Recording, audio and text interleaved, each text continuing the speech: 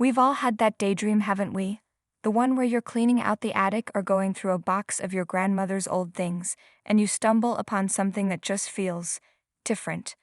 A dusty painting, a tarnished piece of jewelry, or maybe, just maybe, an old coffee pot that your family affectionately and incorrectly called the chocolate pot.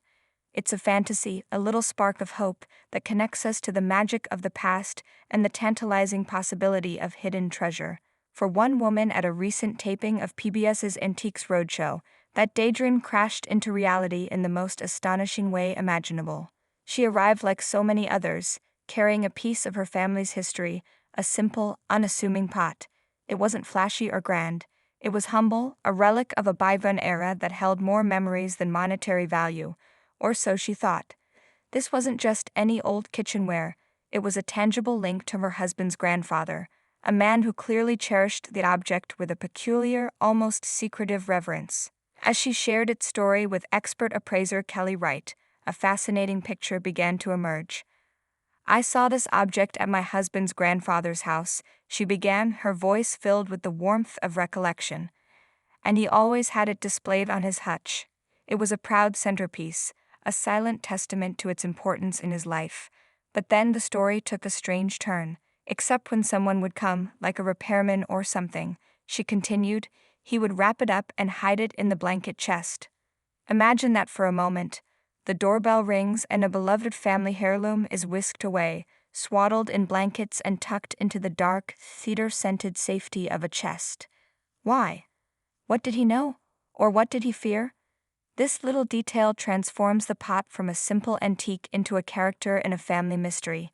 It adds a layer of intrigue and a deep, personal significance. The woman knew it in her bones. So I knew that was a special object to them," she concluded. "It was more than just metal. It was a legacy, a secret held dear by a man she loved. The family had always called it the chocolate pot, a charming but puzzling nickname.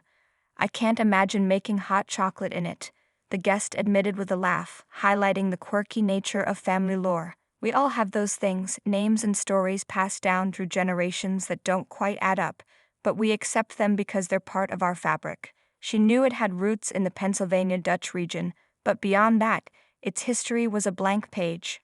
As Kelly Wright took the pot, her expert eyes saw beyond the family stories. She saw the craftsmanship, the subtle details, the soul of the object. With the gentle confidence that makes the roadshow so captivating, she began to unravel the mystery. This was no ordinary coffee pot. It was a stunning piece of Pennsylvania Dutch tinware, a vibrant example of American folk art crafted with care and pride somewhere between 1860 and 1890. In that moment, the pot was reborn. It was no longer just Grandpa's quirky treasure. It was a piece of history, a survivor from an era of artisans who poured their spirit into everyday objects.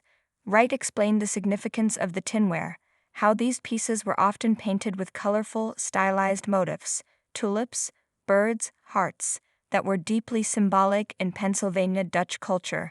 Each brushstroke told a story of community, faith, and a life lived closer to the earth. The pot wasn't just a vessel for coffee, it was a vessel for culture. Then came the moment everyone in the crowd, and everyone watching at home, holds their breath for. The appraisal. Wright looked at the owner, a kind smile playing on her lips, and delivered the number that would change everything. The estimated auction value for this humble chocolate pot, hidden from repairmen and cherished for decades, was between $7,000 and $9,000. The air seemed to crackle.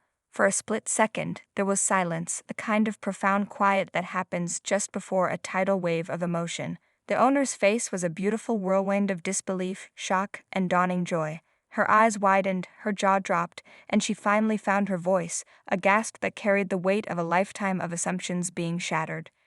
"Are you kidding me?" The words tumbled out, pure and unrehearsed. It was the perfect, most human reaction possible.